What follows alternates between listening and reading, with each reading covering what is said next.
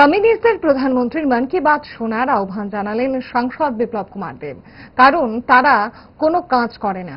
কমিউনিস্টরা মানুষকে শোষণ করে ক্যাডার তৈরি করাই হলো তাদের প্রধান লক্ষ্য।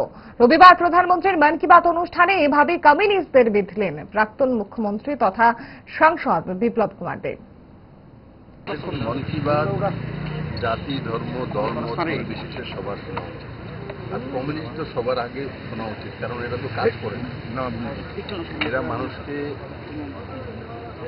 বিনা কাজে ক্যাডার বানিয়ে কোনো মানুষকে শোষণ করে ক্যাডার তৈরি করে এদের পদ্ধতি। কোনো ব্যক্তি, পুরো দুনিয়াতে কোনো ব্যক্তি যখন নিজে কাজ করবে না, নিজে কোনো কিছু ইনিশিয়েটিভ নেবে না, সে কোনোদিনই এক পরিপূর্ণ ব্যক্তিত্ব হতে পারে।